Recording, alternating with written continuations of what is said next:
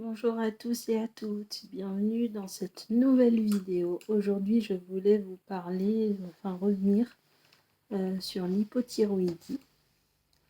J'ai été diagnostiquée il y a 1 an, donc c'était en février 2023. Et donc, je voulais revenir dessus. Donc actuellement, j'ai commencé à 25 microgrammes. Et actuellement, je suis à 88 microgrammes de lévothyrox. Voilà. Et donc, je voulais vous faire un petit update.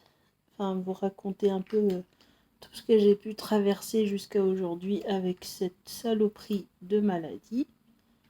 Donc, faut savoir que c'est une maladie qui me suivra toute ma vie. Donc, toute ma vie, il faut que je prenne un petit cachet de ce genre. Voilà, tous les matins. Donc ça va, ça fait 1 an que je fais ça, donc au fur et à mesure, voilà, je suis habituée. Je n'en ai jamais oublié un seul. Voilà, vaut mieux pas. Du coup, il y a 1 an, comment ça s'est diagnostiqué? Eh ben, je ressentais une forte fatigue très anormale, de fortes douleurs au niveau articulaire, surtout dans le bras droit. Donc ça partait, donc la thyroïde, en fait, il faut savoir, ça fait une forme de papillon. Donc moi, c'est le côté droit qui a été pris. Je sais plus, c'était au mois de mai dernier, enfin, il y a 1 an. J'ai fait j'ai fait des prises de sang régulières. Donc tous les 3 mois, il faut que je fasse une prise de sang pour réguler. Et j'ai fait du coup ce qu'on appelle une échographie thyroïdienne. Et il s'est avéré que le côté droit était 2 fois plus gros que le côté gauche. Voilà. Donc l'aile droite du papillon était 2 fois plus grosse que l'aile gauche du papillon. Et donc ça me causait des fortes fatigues.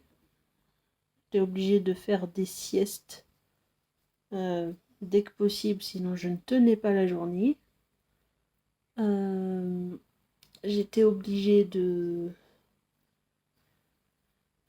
prendre des antidouleurs. Voilà. J'ai pris ce qu'on appelle de l'Acupan, des petites ampoules. Voilà.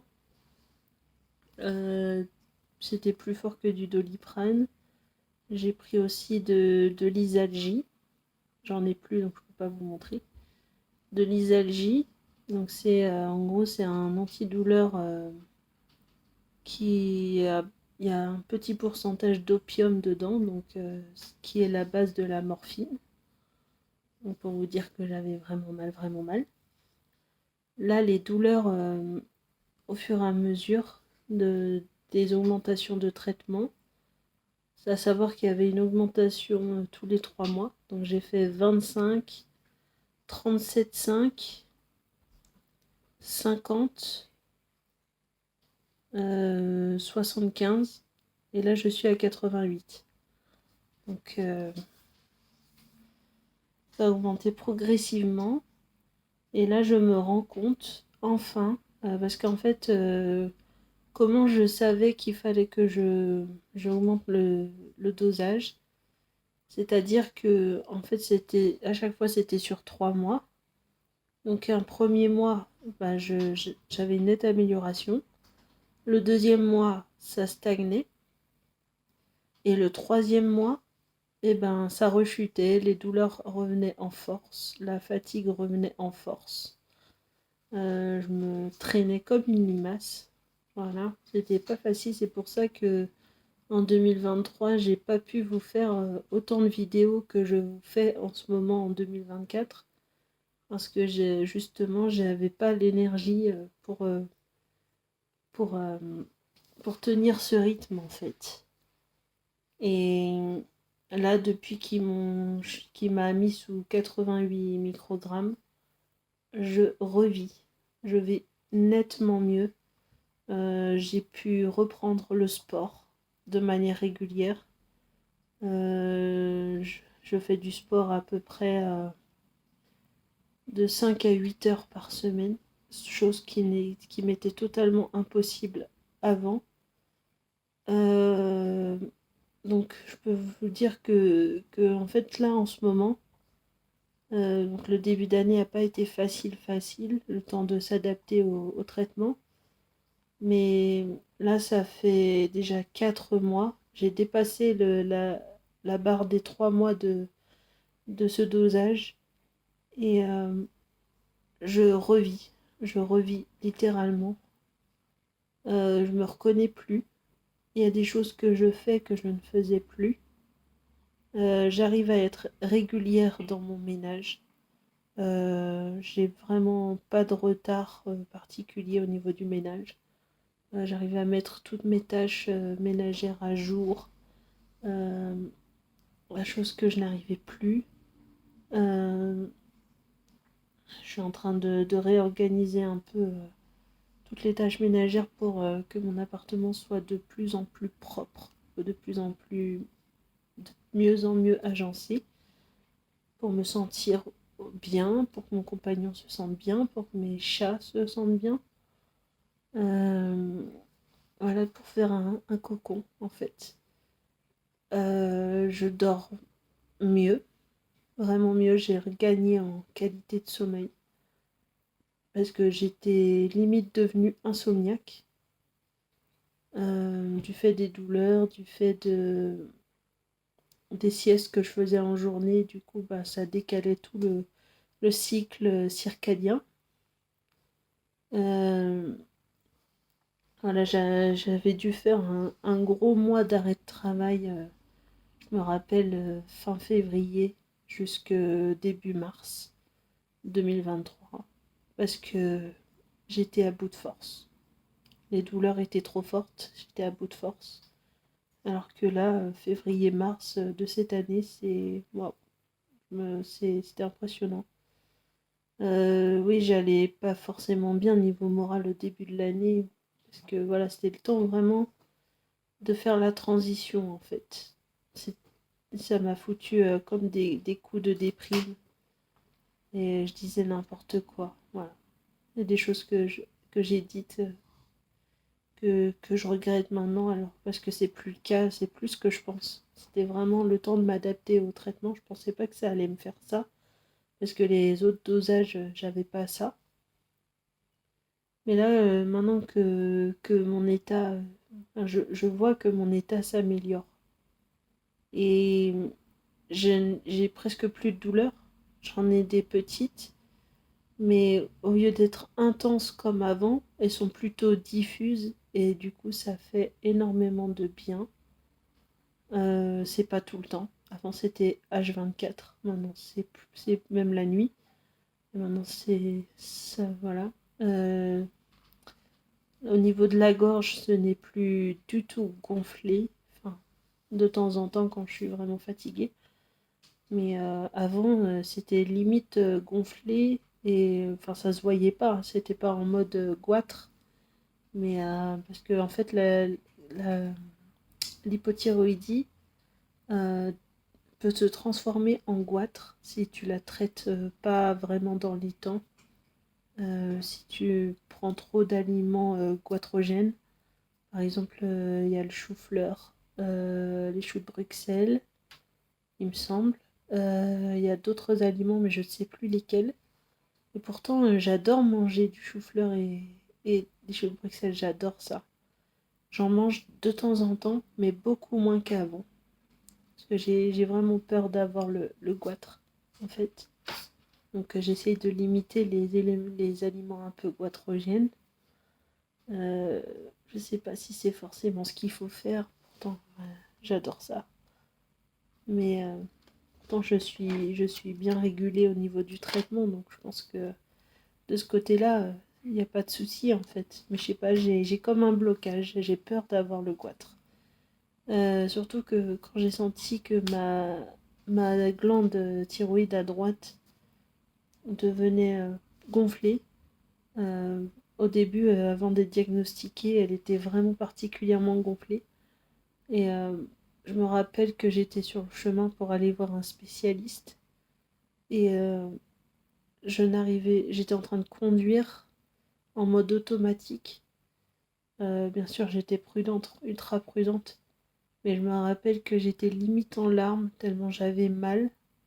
Et c'était une de ces douleurs que tu ressens et qui t'empêche limite de respirer. C'est comme si ça venait t'étrangler, te faire suffoquer. C'était horrible. Euh, Ça envahissait tout le bras jusqu'à la main. Euh, je me rappelle que voilà, j'avais dû me mettre en arrêt parce que c'était plus devenu gérable en fait, niveau douleur et niveau faiblesse du bras. Pour vous dire, rien que prendre ma poubelle pour la descendre, l'emmener au conteneur, pas loin de chez moi, qui est juste à 50-80 mètres. C'est pas loin, 50-80 mètres, c'est pas loin.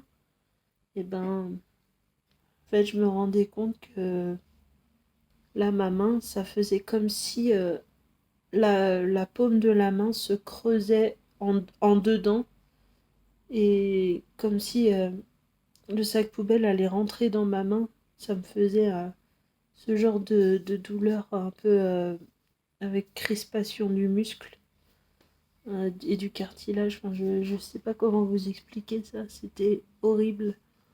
Et ben maintenant, ça me le fait plus. Je reprends plaisir à aller jeter mes poubelles. Ouais.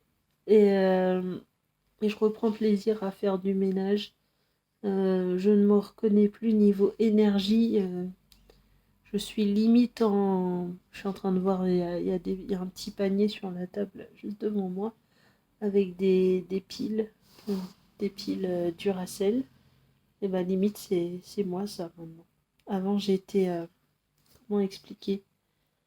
J'étais comme une petite larve qui n'arrivait plus à avancer.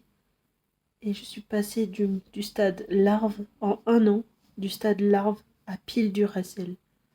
Euh, je fais plein de trucs. J'écris, je chante, je joue, euh, je fais des vidéos, je travaille, je fais toutes mes tâches ménagères, tout ça.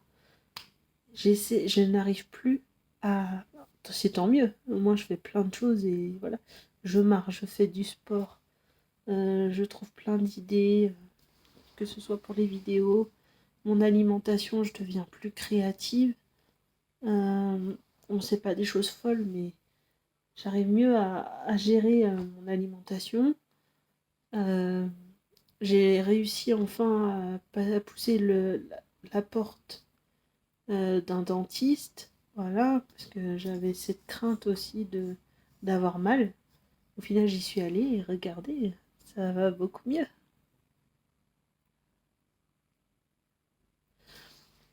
Je suis tellement contente. Et puis là, voilà, je me brosse les dents avec une brosse souple maintenant. Ça va beaucoup mieux. Avant, parce que j'avais des problèmes de gencives irritées. Maintenant, c'est tellement mieux. Donc c'est brossage matin et soir, comme avant, avec une brosse plus adaptée et un dentifrice plus adapté et surtout un bain de bouche plus adapté. Et depuis que je fais ça, je peux vous dire, je me sens tellement mieux. Buccalement, je me sens mieux. Euh, Thyroïdier, au niveau de je l'ai inventé un mot encore. Au niveau de la thyroïde, ça va mieux. Au niveau de la forme physique, ça va mieux. Au niveau de l'énergie, ça va mieux. Au niveau de voilà, buccalement, ça va mieux. Euh, voilà, j'ai retrouvé le goût de vivre en fait. Voilà, j'étais désespérée en fait au début de l'année et là j'ai retrouvé le goût de vivre en Et ça a mis un an, vraiment un an de, de travail acharné pour m'en sortir malgré tout. Euh, Au travail, ça n'a pas été forcément toujours facile, mais je me suis battue et, euh, et je vois que mes responsables voient vraiment mon engagement. L'autre jour, j'ai reçu un message d'une de mes responsables parce que par rapport au travail du 1er mai et tout ça, qui voulait prendre cette garde ce jour-là, sachant que c'est un jour férié. Moi, je me suis engagée tout de suite. J'ai dit, bon, le 28 avril, je ne peux pas, pour telle ou telle raison, parce que je vais déjà faire beaucoup trop de jours d'affilée de travail. Et puis, et du coup, ils ont bien compris. Et du coup, j'ai pris le 1er mai. Et ils m'ont dit, c'est vraiment professionnel de votre part. C'est remarquable. Voilà, ils m'ont dit que j'étais au niveau professionnel, que j'ai apporté quelque chose de remarquable. Et ça fait vraiment du bien parce que j'essaye dans tout ce que je fais, que ce soit l'écriture, le boulot, YouTube, le chant, le ménage et tout ça, enfin, d'apporter, d'apporter en quelque sorte mon expertise, mais quelque chose de bien moi, quoi, de personnel, de comment dire, je trouve pas les mots, ça vient. Euh, quelque chose, quelque chose en plus des autres. J'essaye de me démarquer et ça se remarque enfin d'apporter voilà de la douceur, de la bienveillance. Voilà, ça se remarque de plus en plus et ça fait du bien. Il y a même une dame qui m'a dit que en plusieurs années, en deux ou trois ans qu'elle me connaît, euh, oui, 2-3 ans, oui, c'était 2021, euh, que la qualité de mon travail s'était vraiment améliorée en toutes ces années. Franchement, pour vous dire que la formation que j'ai faite l'année dernière m'a beaucoup apporté de ce côté-là. Depuis que j'ai eu mon diplôme, et, et Dieu seul sait que je me suis battue pour l'avoir, que c'était pas gagné, que la maladie m'a mis beaucoup de freins euh, pour aller en cours et tenir la cadence boulot, YouTube et formation. D'ailleurs, c'est aussi avec la formation que j'ai pas pu avoir ce rythme que j'ai maintenant au niveau de YouTube.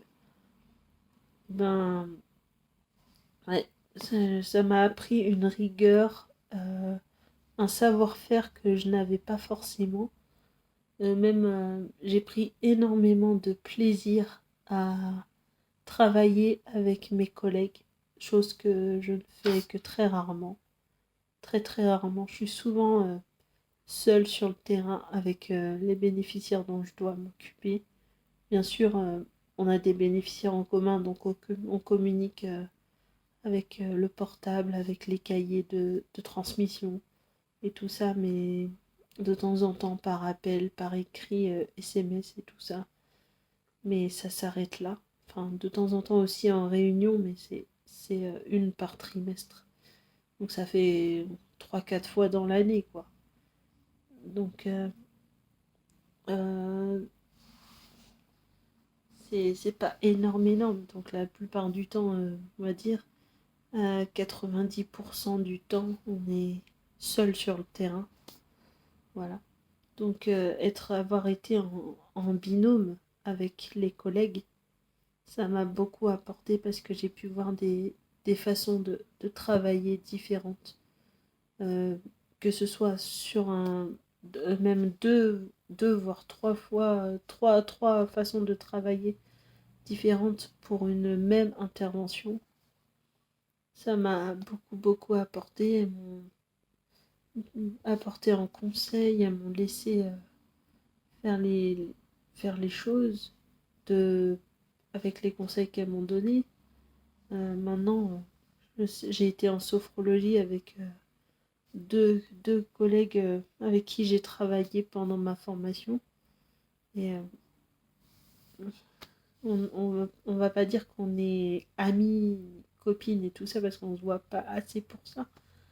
Mais à chaque fois qu'on se voit, on s'entend super bien, on est contente de se voir.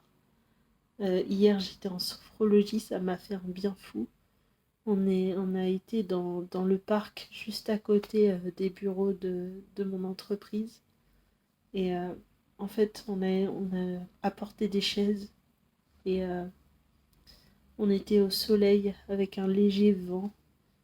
C'était ni trop chaud ni trop froid. J'étais en pull un peu plus épais que celui-là, mais pas beaucoup plus.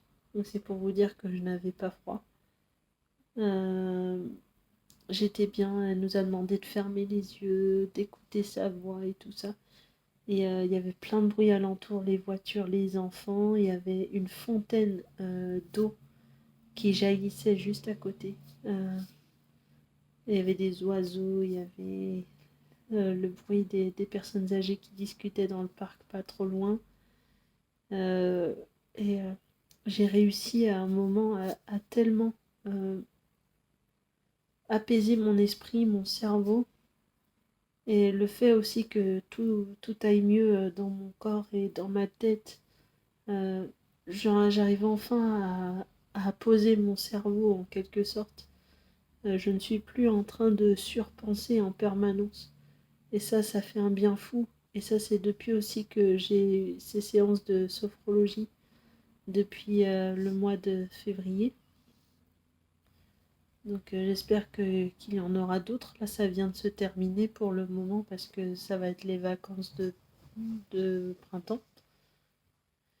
Donc j'espère qu'il y en aura d'autres. C'est pas cher, c'est 2 € la séance. Donc 20 € pour 10 séances. Donc c'est pas cher. Et parce qu'il y a mon entreprise qui en paye une partie. Voilà. Et donc voilà, ça m'a fait du bien et j'ai tellement apaisé mon esprit.